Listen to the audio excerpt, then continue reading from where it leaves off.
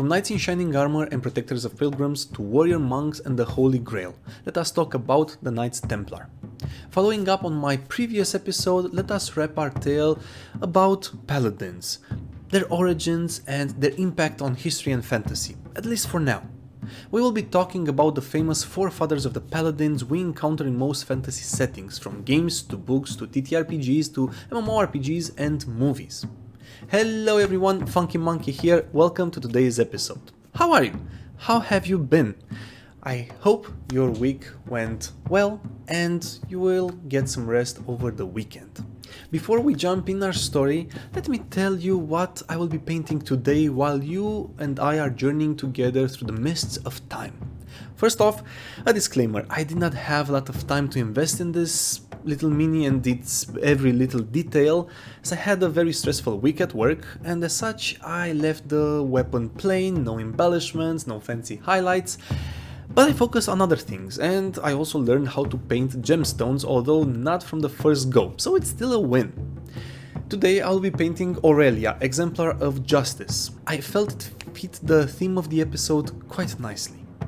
Okay, let me lay out my plans while you smite that like button. Oh, and if you want to check out the latest adventures of Mango and Potato, make sure you check out TW Creative -Cats, a channel that has nothing to do with history and everything to do with cat adventures, or was it the other way around?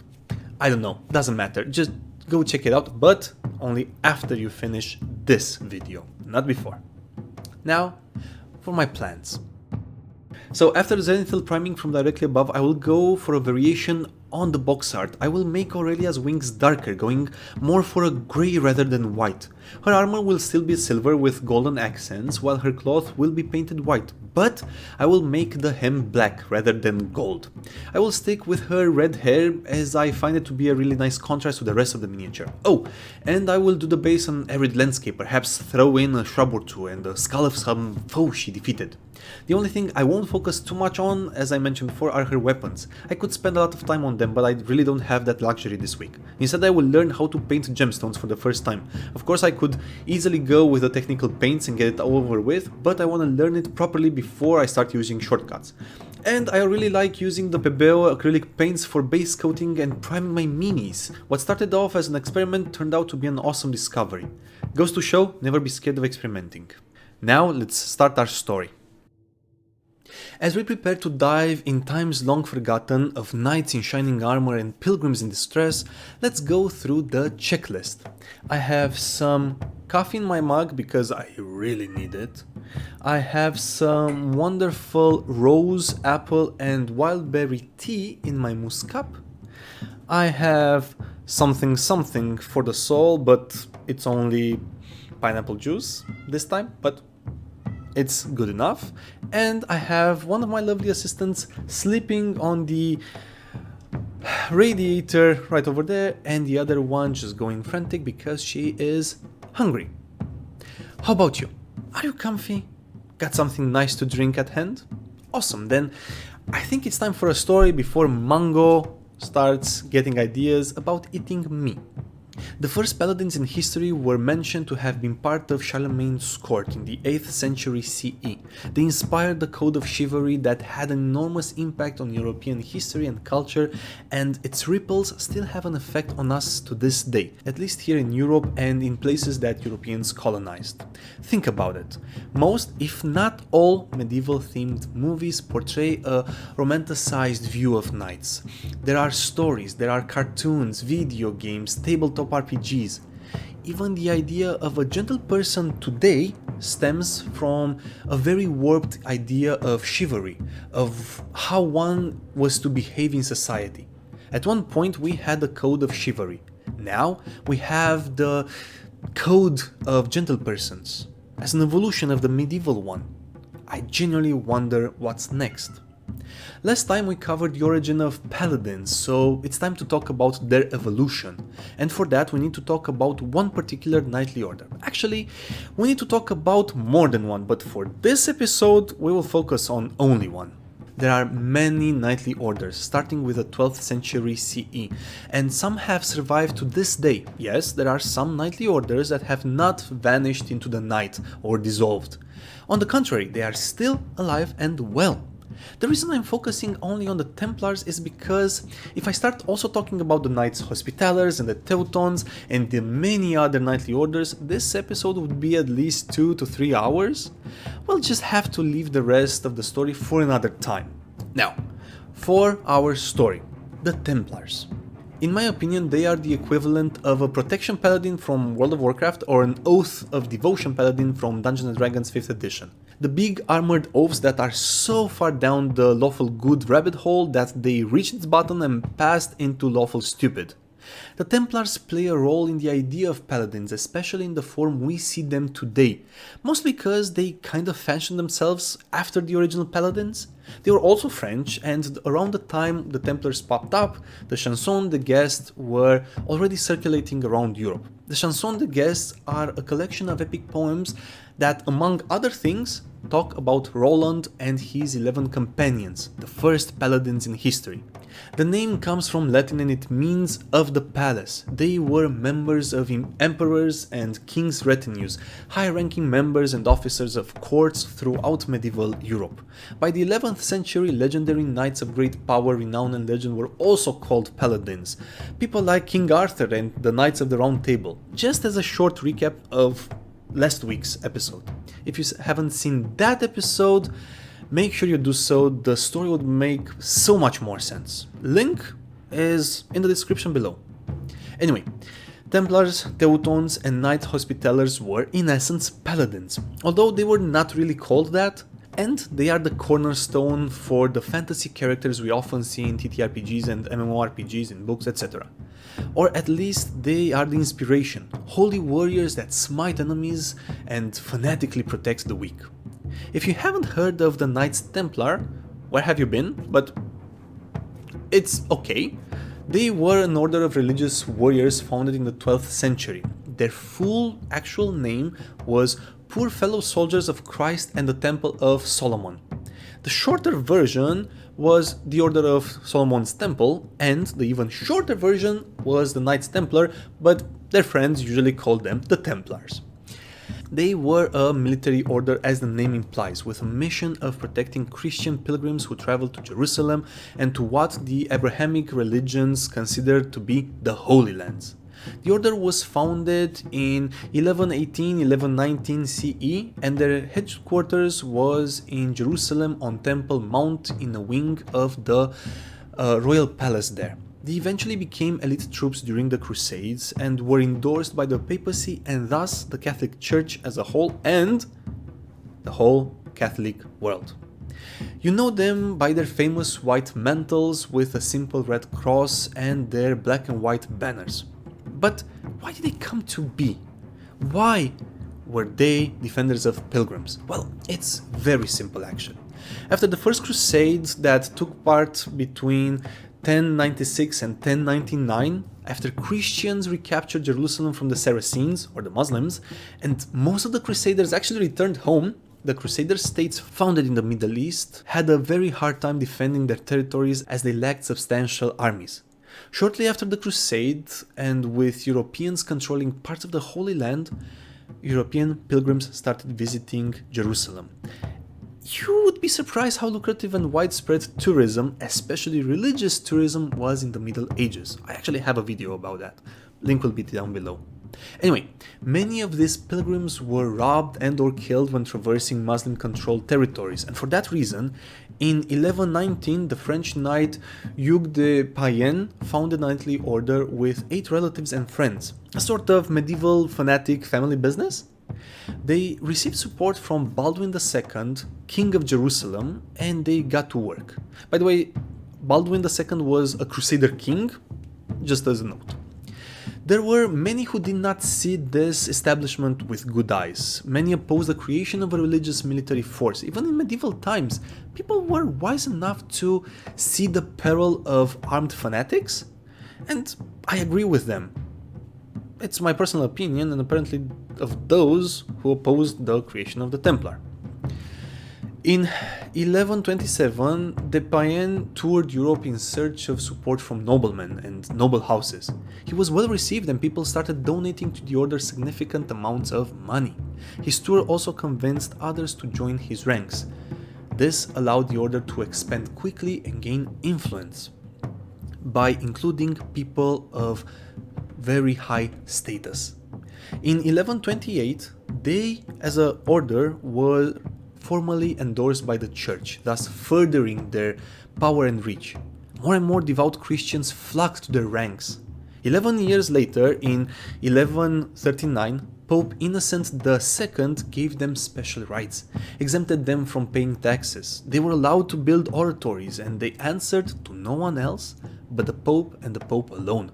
This was a very big deal.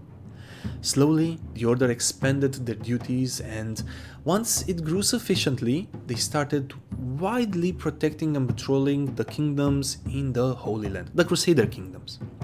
They built castles and fortifications, they garrisoned major cities, patrolled the land, and took part in battles against the Saracens. Actually, they impressed and kinda made Saladin nervous at one point, especially because they fought relentlessly, driven by their fanaticism and sense of duty.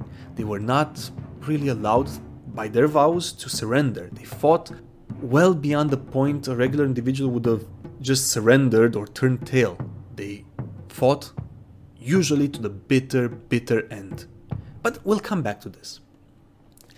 They also set up a banking system throughout the territories they operated out of, with people being issued banknotes from a Templar chapter that allowed money to be redeemed at another chapter. This allowed pilgrims to make deposits in Europe and withdraw in Jerusalem. The system they set up is considered to be the precursor of the modern banking system we enjoy today. They were also very rigid and rigorous, with a very strict code of conduct that included not wearing pointy shoes because Saracens would wear them, and not kissing thy mother because reasons, I guess. Actually, it was because their gaze should not linger for too long on the face of a woman, be they mothers, sisters, widows, young girls, etc., or be tempted, and they had to avoid the embrace of women. We will go through some of their rules a little later just to give you a better idea of what they lived by and have you see what romanticizing history does when you compare reality to movies.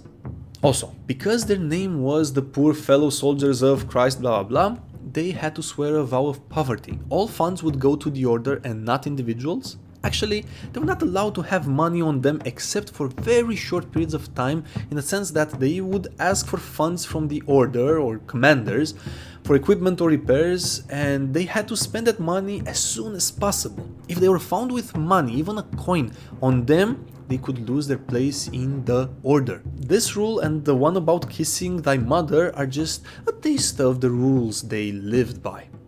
They would take vows of chastity and obedience. They were prohibited from getting drunk, gambling, and swearing. But of course, they were allowed to drink wine because it is part of Christian rituals, especially one in particular, communion. But getting drunk was a big no-no. They had to always be a good example for those around them. From the way they spoke to the way they rode their horses, the way they walked, ate, etc. Yet another example of the extreme rules they lived by. I would make a video around communion and its prehistoric origins, but I might get banned from YouTube and I kinda like my little channel, so I'll skip that. But it's quite interesting to understand where certain very important rituals and rites come from. Anyway, with that, I think this is the perfect time for a pause, and let's go to the mini for a second and then we'll continue with our story.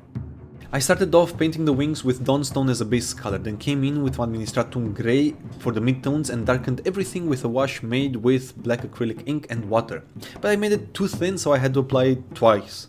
Lastly, I came in with the midtones once more and applied highlights with Corax White. I added the highlights selectively, initially feather by feather, then trying to follow the curvature of the wings as I was dry brushing with Pobeo white acrylic, intensifying the highlights. Now, back to the Templars. Through their services and banking system, their power and influence grew. At the height of their power, they owned the Isle of Cyprus and many properties around Europe and the Middle East.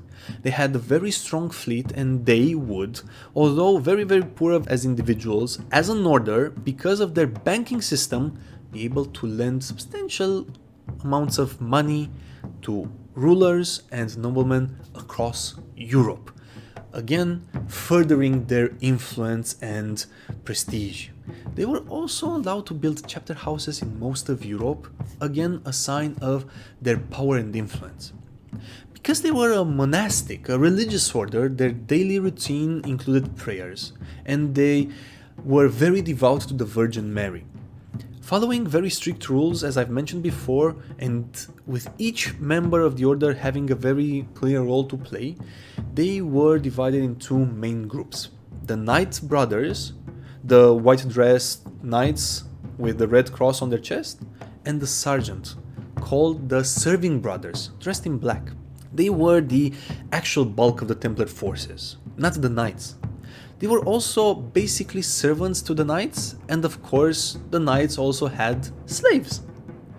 At one point, because the spiritual needs of the Templars were not properly observed, or perhaps because some of the knights started straying away from their rules, they added a third class, the chaplains. And surprisingly, there was also an order of Templar nuns, but I don't really know if they ever played an important role. They might have, but I'll research this further and come back to you. Now, let's go back a little and talk about their military prowess. They were considered the elite forces of the Crusaders, highly trained religious fanatic warriors. But let's not take the word of their allies, for their opinion could be skewed, so let's take a look at what Saladin did and how Saladin, the legendary Saracen leader, viewed them and how he treated them. For this, let's go to a particular example. On the 4th of July 1187, the Battle of Hattin was fought in the northern parts of Palestine.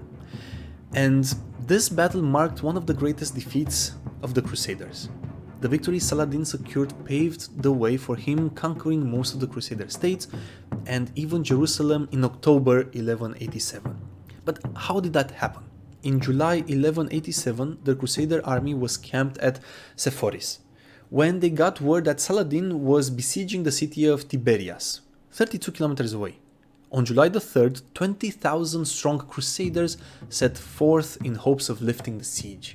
Among the 20,000, there were several hundred strong Crusader knights, both Templars and Hospitallers.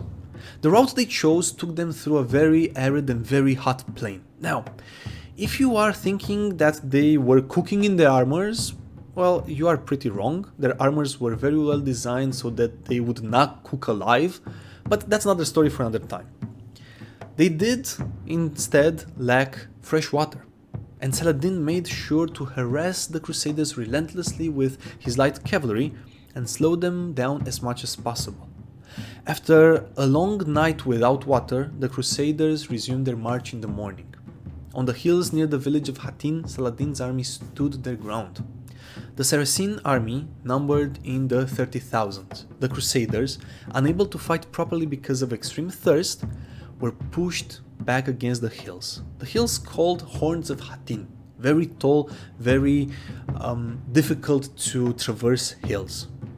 Saladin ordered the brush be set on fire, reducing the visibility of the Crusader army, intensifying their thirst, parching their throats and stinging their eyes. The repeated cavalry charges lifted dust clouds. Everything was going very bad for the Crusaders. They attempted numerous breakthroughs using their heavy cavalry, but to no avail. Thousands were killed. Their holiest of relics captured, the Grand Master Gerard de Rodeford, the King of Jerusalem and the Prince of Antioch taken all alive. Knights captured and executed, and regular soldiers sold into slavery.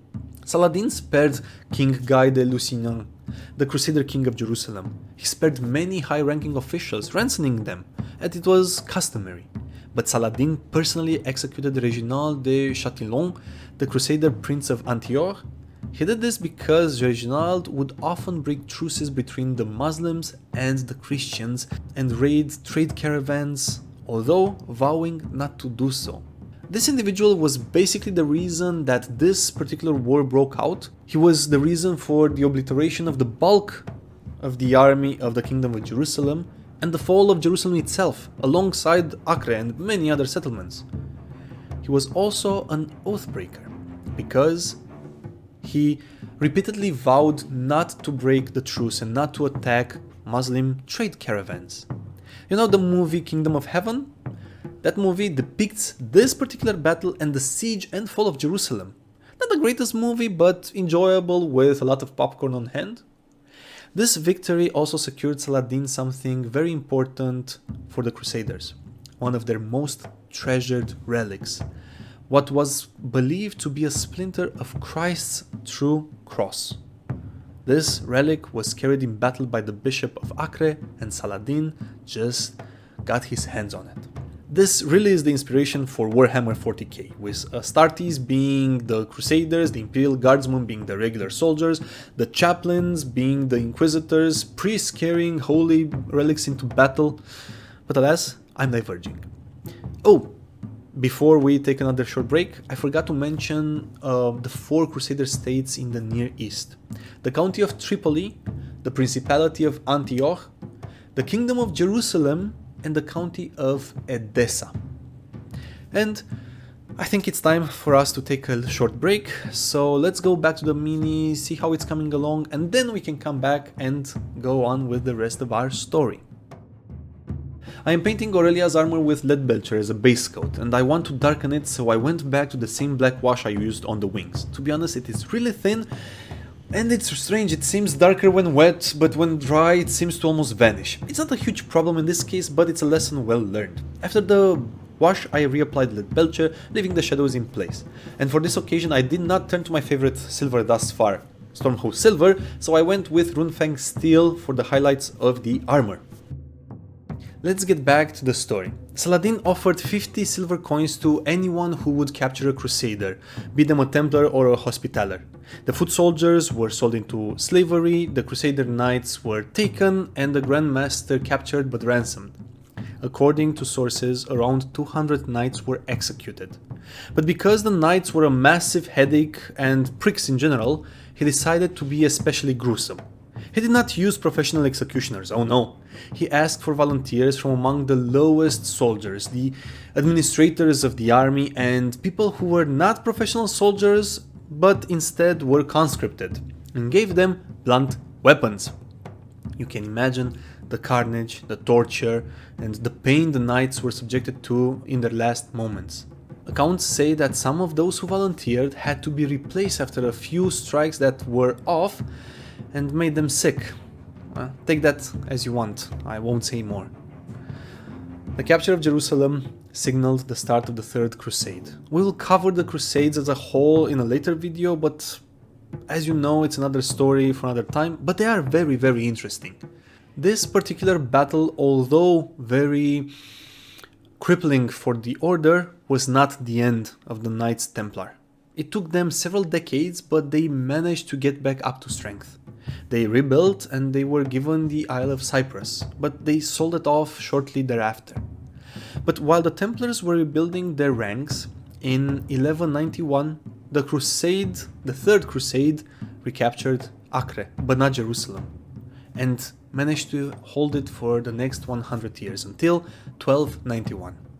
The Order's foundation and its very existence started to crack after the Battle of Acre in 1291, when the city fell to the Mamluk slave soldiers. The very reason for the Templars' existence was gone. They lost all footholds in the Holy Lands, there were no more pilgrims to defend and no more cities to garrison. But it wasn't the end of the Order. In fact, they were brought down by King Philip IV of France. On October 13th, 1307, the king ordered that all Templar knights in France be arrested and all their properties confiscated. They were accused by the King of France of blasphemy, perversion, homosexuality, immorality, heresy, worshipping of an idol, a bearded male head, and worshipping of a cat, I'm sorry, I mean, show me a cat guardian who does not worship their cat in one way or another. Maybe some Templars were just very, very fond of their cats. I mean, some people are just... they don't understand, okay? It's hard not to worship these little fuzzballs. Anyway, they were also accused of dubious practices during the rite of initiation in the order and many other things that people consider to be aberrations and crimes. There were no actual evidence to support any of these accusations. Of course, perhaps there were some knights or sergeants that weren't following their rules to a T, but even so, slight strays from very, very strict rules means you still follow rules stricter than normal people. But then again, the king just wanted to take down the whole order, not just a few individuals. The reason behind Philip's decision are still unclear. Perhaps he genuinely feared the order and their influence across Europe. Perhaps he simply wanted to confiscate their vast wealth in a time of need for friends. Or maybe, just maybe, he was a fanatic who saw other fanatics as dangerous. Nevertheless, his orders were carried out and the Templars, including their Grand Master Jacques de Molay, were arrested. Pope Clement V arrested the Templars in Italy in 1307, but by 1311 they were absolved of any charges in all countries that were not France. But because France held a lot of influence and sway at that time, and with Philip really wanting to destroy the order, in 1312 all the properties of the Templars across Europe were transferred to the Knights Hospitallers, their main rivals, or transferred to non-religious rulers. Knights arrested in France were tortured and some confessed under duress to all charges brought against them. I simply cannot imagine the pain and agony they were subjected to make some of the most battle-hardened and fanatic warriors confess to being heretics and practicing witchcraft and all the other baseless accusations. I mean, wow. Their Grand Master Jacques de Molay protested and took back his confession. As a result, he was publicly burned to the stake in Paris. Philip of France banked on the fear of witches, demons and devils instilled in the commoners and won. The Templars were eliminated and he took over all the properties and treasure. For an order that was involved in the Reconquista, in almost all of the Crusades, in holding back the Saracens, facing off against Saladin himself, for being the last line of defense when the Mamluks took Acre. They were swept away with false allegations and their Grand Master burned to the stake. A very inglorious end to a very glorious order of knights.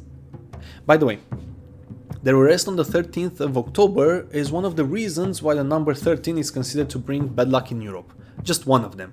The other being that it is the date when Jesus, the son of the Christian god, was betrayed. And another reason is that Loki attended a feast in Valhalla and during that feast he tricked a god in killing another. But okay, as you already suspect, it's another story for another time. But having the Templars arrested on the 13th did not help this date be seen in a better light. The Templars have been the object of many speculations and theories across time. And many societies, clubs and organizations used their names to gain respect and influence, such as the Freemasons in the 18th century.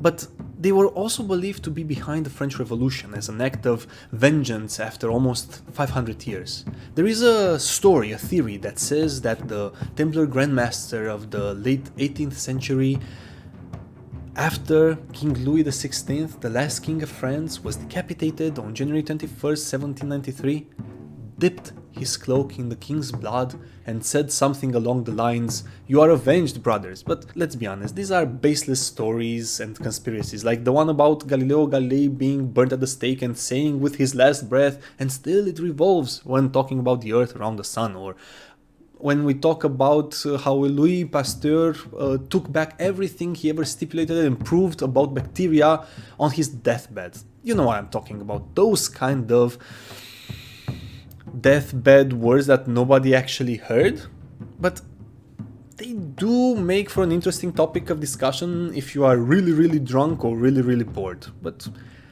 otherwise they are completely baseless. The Templars were also connected, in some theories, with the Holy Grail or the preserving of the bloodline of Jesus Christ himself. I guess these are conspiracy theories that make sense if you're a devout Christian, otherwise, I don't know. Now, let's talk about some of the rules that dictated the lives of the Templars. But before we do so, I think we need a break. So let's go back to the mini for a bit, then start wrapping up this episode? I always struggle when painting with three colors, yellow, orange and white, so that's why I relished in the challenge. I will have to experiment further with adding shadows and highlights to white. It sounds strange, but there are different shades and nuances of white, as there are different shades and nuances of black. I'm quite happy with the results in this case, but there's still much I need to learn. For this mini I went with Corax White over the Zenithal priming. I had to apply 3 thin coats until I was happy with the coverage. Then I went in with a thin down Apothecary White contrast to add some shadows. Then I highlighted the white, that sounds really weird, with a Pebeo White acrylic. Of course, after I painted the hem black, I had to come in and make some repairs here and there, but nothing too bad. Now, let's go back to the Templars once again. So, their rules were modeled after those of the Benedictine rules. For a bit of context, the Benedictine rules were implemented by groups of Benedictine monks who were unhappy with the rules being too relaxed for their liking in the monasteries they lived in. So they decided to create an order that observed very strict rules: manual labor, almost complete isolation, and blind obedience to their abbot. Now, let's talk about some of the rules. But just as a disclaimer, I won't be going through all of them as there are over 150, but I selected a variety of the more peculiar ones. So, here we go. While a brother is on penance, when he eats he should sit on the ground before the household. All brothers' habits, their tunics, should always be of one color, that is, white or black or brown. And we grant all knight brothers in winter and in summer, if possible, white cloaks, so that those who have abandoned the life of darkness will recognize each other to being reconciled to their creator by the sign of the white habits, which signifies purity and complete chastity. We utterly forbid any brother to have gold or silver on his bridle, nor on his stirrups, nor on his spurs. If it happens that a harness is given to him in charity, which is so old that the gold or silver is tarnished, that the resplendent beauty is not seen by others nor taken pride in them, then he may have it. If a brother tears or gives back his habit willingly, he should not recover it for a year and a day. Okay, thus far nothing that weird, although there are some interesting aspects to how they had to be humble and eat on the floor if they were punished, but again, nothing too weird. But let's get to the juicy stuff. The company of women is a dangerous thing, for by it the old devil has led many from the straight path to paradise. Henceforth, let not ladies be admitted into the house of the temple. That is why, very dear brothers, henceforth it is not fitting to follow this custom, that the flower of chastity is always maintained among you. We believe it to be a dangerous thing for any religious to look too much upon the face of a woman. For this reason, none of you may presume to kiss a woman, be it a widow, young girl, mother, sister, aunt, or any other.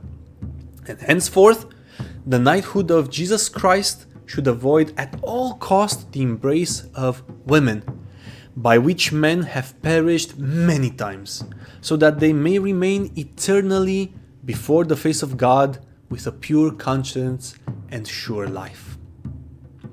If a brother is found guilty of lying with a woman, and we hold guilty the brother who is found in a wicked place or in a wicked house with a wicked woman, he may not keep the habit, and so he should be put in irons. Nor shall he ever carry the piebald banner or take part in the selection of a master. We prohibit and firmly forbid any brother to recount to other brothers, nor to anyone else, the pleasures of the flesh that he has had with immoral women. And if it is to happen that he hears them told by another brother, he should immediately silence him. And if he cannot do this, he should straightway leave that place and not give his hearts to the peddler of filth. We forbid all brothers henceforth to dare to raise children over the font, and none should be ashamed to refuse to be godfathers or godmothers. I don't know why you would be a godmother, but sure. As this shame brings more glory than sin. Can we just be honest for a second, acknowledge that the reason why these knights were so fanatic to the point of self-destruction, by not surrendering but not giving up, were actually all those hormones?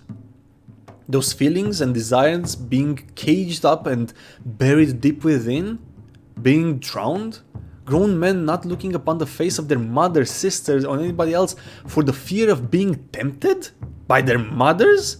How horny were those guys? Well, I guess very, because they were grown-ass men who were pure, who were holding on to their chastity, who were untarnished and undirtied before the eyes of God. Whatever. I mean, I personally think that this is very, very messed up, and it wasn't their fault. They were indoctrinated. They were brainwashed. The human nature still cannot be completely silenced, but they actually tried, and I'm sure that in most cases they succeeded. Let's talk about the next set of rules that reflects just that, the indoctrination, the brainwashing. One of the foundations of the Order of the Knights Templar was obedience, even to the point of blind obedience. So let's go through the rules. In order to carry out their holy duties and gain the glory of the Lord's joy and to escape the fear of hellfire, it is fitting that all brothers who are professed strictly obey their master. For nothing is dearer to Jesus Christ than obedience. No brother may bathe, let blood, take medicine, go into town, or ride a horse without permission. No brother may shorten his stirrup leathers, nor his girth, nor his sword belt, nor his breech girdle without permission, but he may adjust his buckle without permission. Oh, goody, their buckle. No brother should carry his hauberk, the chainmail tunic they wore, or his iron hose, usually pants, in a bag, neither in a guerel nor in a profinel. These were kind of bags that allowed for the easier carry of armor, but he should carry it in a leather bag or wire mesh bag. Moreover, he should not hang the wire mesh bag by the straps in order to carry his hauberk, but he should carry it in his hand for as long as he or a sergeant can each hold it. And with permission, he might hold it or hang it by the straps. So they weren't allowed to use the straps on the mesh bag that allowed for easier transport of their armor. They had to carry it, but sure. No brother may throw his lance without permission, nor he may repair his sword without permission, nor his chapeau de fer, the helmet they wore, nor his coat of mail, nor throw his chapeau de fer. Without the consent of the master or his commander, let no brother have letters from his relatives or any other person. But if he has permission, and if it pleases the master or the commander, the letters may be read to him. And if it happens by chance that any Christian act foolish and any Turk attack him in order to kill him, and he is in peril of death, and anyone who is in that area wishes to leave his squadron to help him, and his conscience tells him that he can assist him, he may do so without permission, then return to his squadron quietly and in silence. As you can see, these individuals were brainwashed to be completely obedient to their master or commander. I mean, not being allowed to bathe or to repair one's equipment or to adjust your stirrups or sword belt might seem not that outrageous, but do think about it. It is brainwashing, gaslighting, and indoctrination. And to top it all off, not being allowed to receive letters from relatives unless it pleased the commander, and the letters had to be read to the individual. This is complete control and manipulation. It is not because the knights were unable to read Granted, not all of them were able to read that well, but they were far from illiterate. It was a way of making sure that there was no outside force sowing seeds of doubt in their minds, or making them think for themselves. Thinking is a very dangerous thing, especially when you are part of a cult. And also, there were moments when the knights had to be quiet. There were many moments, but I selected only one example. When the brothers come out of Compline, or the night prayers, they have no permission to speak openly except in an emergency, but let each go to his bed quietly and in silence. Oh, and of course, they also had slaves, so there are some rules about them as well. No craftsman brother, neither one from the prison nor any other, should strike a slave in such a way that he places irons around his neck without permission. So you weren't allowed to strike a slave that hard that you basically killed him. If he has deserved it, none should put him in a pillory nor pierce him with a sword without permission. Oh, so you could have been given permission to execute and murder the person you enslaved, sure. But he should beat him and may without permission use a leather strap if he has deserved it. But he should take care not to maim him. Oh, that was so generous. And now let's go back a little bit to the penance, to the knights who were punished. All of the brothers who are given a penance in the presence of a master, none may raise from the floor unless he is raised by the master. And the brothers may pardon them from manual labor and fasting, but not raise them from the floor. So they had to crawl on the floor until the master allowed them to get up. Of course, when a brother is in penance, he should work with the slaves, and when he eats, he sits on the ground before the household and eat of their food, and always wear a cope, a heavy hooded cloak, without a cross. Wow. So I hope this gives you a better idea of what these people were living by and why the code of chivalry isn't really all that is ramped up to be. When you see people, when you hear people that, oh, you should act chivalrous, well, these are some of the rules that dictated the lives of knights and the most chivalrous of examples throughout European history. So just think about that and compare to how knights are portrayed in movies and books. Everything is so romanticized. They were noble individuals. No, actually, yeah, some of them were noble individuals of higher education, of good upbringing, but a vast majority were brainwashed killing machines, at least in my opinion. So you just decide for yourselves. Now, after covering some of the 160 something rules, I think we are done with the very brief history of the poor fellow soldiers of Christ and the Temple of Solomon. There is much more to say about Templars. They had a very long and intense history, but I think we covered the bases and revealed the inspiration for Paladins in fantasy settings, or at least a class of Paladins. What do you think? Did I do a good job? Did I make things clear? Leave a comment down below because I really want to hear your thoughts on this. We still have to cover the Hospitallers and the Teutons, among other lesser known knightly orders, but they each deserve their own episode as they left very deep marks in human history. But we will come back to this another time. And with that, I want to thank you so much for the privilege of your time, and I hope you found some inspiration and learned something new today.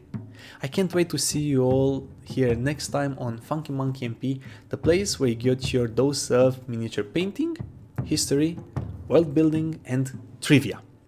Remember, be curious, take inspiration from the past, and never stop world building and creating amazing things. Your mind and imagination are wonderful. Cheers.